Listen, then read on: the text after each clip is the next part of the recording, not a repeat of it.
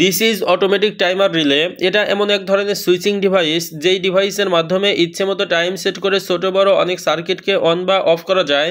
এটা হচ্ছে টাইমারের circuit diagram, যেখানে 1 থেকে 8 পর্যন্ত টোটাল 8টা পিন ব্যবহার করা হয়েছে, যার মধ্যে 2 এবং 7 নম্বর পিনটি পাওয়ারের জন্য ব্যবহার করা হয়েছে। এখানে টোটাল 1 থেকে 8 পর্যন্ত 8টা পিনকে নাম্বারিং করে আলাদাভাবে দেখানো হয়েছে। আজকের ভিডিওতে আমরা এই টাইমারের প্রতিটা পিন সম্পর্কে জানব, কোন পিন কি কি কাজ সম্পাদন করে থাকে এ সম্পর্কে বিস্তারিতভাবে আজকের ভিডিওতে আমরা জেনে নেব। তো ধৈর্য ধরে পুরো ভিডিওটা দেখতে থাকুন এবং চ্যানেলটি ভালো লেগে থাকলে অবশ্যই সাবস্ক্রাইব করুন। এখানে আমি পাওয়ারের জন্য একটি এসি কর্ড নিয়ে নিচ্ছি।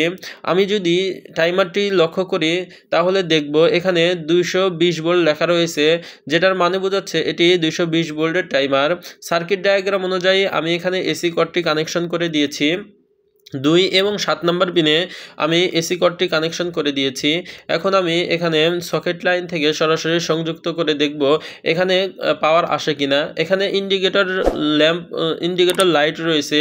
পাওয়ার কানেকশন হওয়ার সাথে সাথে এখানে ইন্ডিকেটরটি জ্বলে উঠবে। আমি সকেটটি লাইন থেকে পাওয়ারটা অন করে দিয়েছি। তো লক্ষ্য করুন এখানে কিন্তু কোনো ইন্ডিকেটর জ্বলছে না। তো পাওয়ারটা সঠিকভাবে আসতেছে কিনা এটা চেক করার জন্য আমি মাল্টিমিটার নিয়ে নিচ্ছি। মাল্টিমিটারে 2 এবং 7 নম্বর পিনে যদি আমি ধরি তাহলে দেখতে পাচ্ছেন এখানে 232 ভোল্টেজ দেখাচ্ছে, কিন্তু টাইমারে কোনো পাওয়ার আসতেছে না। আজকের ভিডিওতে এই সার্কিটটা রিপেয়ারিং করে দেখাবো। তো বন্ধুরা, এখানে টাইমারটি লক করা রয়েছে, লকটি ওপেন করে নিতে হবে। আমি উভয় পাশের লকটি ওপেন করে নিচ্ছি। এখানে ওপেন করার সাথে সাথে আমরা দেখব এখানে বেজের সাথে সার্কিটটি উভয় পাশে স্ক্রু দিয়ে ফিক্সড করে লাগানো রয়েছে। আমাকে অবশ্যই স্ক্রুগুলো খুলে আলাদা করে নিতে হবে। তো আমি যদি এখানে এটি আলাদা করে নেই তাহলে দেখব এখানে 2টো লাল তার এবং 3টা কালা তার সংযুক্ত রয়েছে।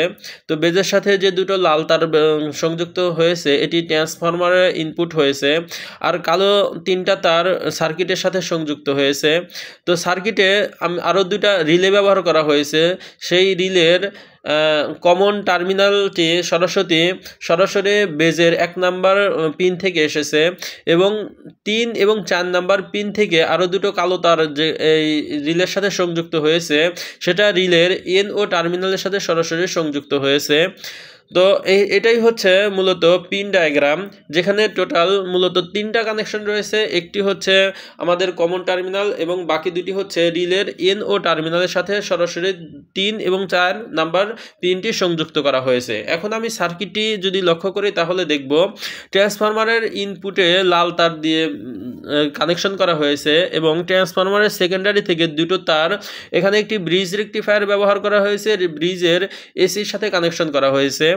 তো এখানে রেকটিফায়ারের পর যে ডিসি ভোল্টেজটা আসবে সেই ডিসি ভোল্টেজটা ফিল্টারিংয়ের জন্য 35 ভোল্ট 470 মাইক্রোফ্যারাডের একটি ক্যাপাসিটর ব্যবহার করা হয়েছে। তো আমি ট্রান্সফরমারে পাওয়ার কানেকশন করার সাথে সাথে এখানে রেকটিফায়ারের পর যে ফিল্টারিং ক্যাপাসিটর ব্যবহার করা হয়েছে এখানে আমি একটা ভোল্টেজ পাবো।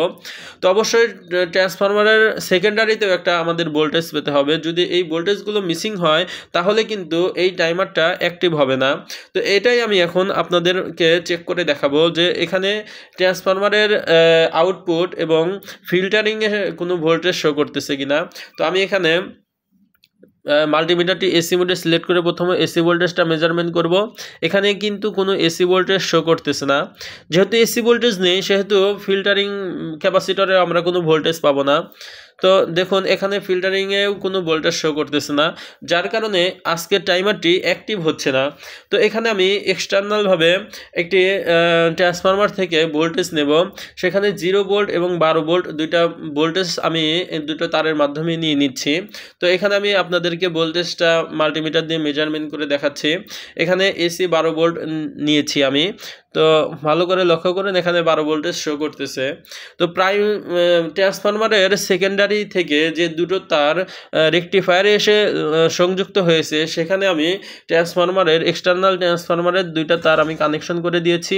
তো এখন আমি ট্রান্সফরমারে পাওয়ার দেব। লক্ষ্য করুন পাওয়ার দেওয়ার সাথে সাথে আমাদের টাইমারটি অ্যাক্টিভ হয়েছে। তার মানে হচ্ছে এইখানে যে ট্রান্সফরমারটা ব্যবহার করা হয়েছে ট্রান্সফরমারটি খারাপ হয়েছে, যার কারণে আমাদের টাইমারটি অ্যাক্টিভ হচ্ছিল না।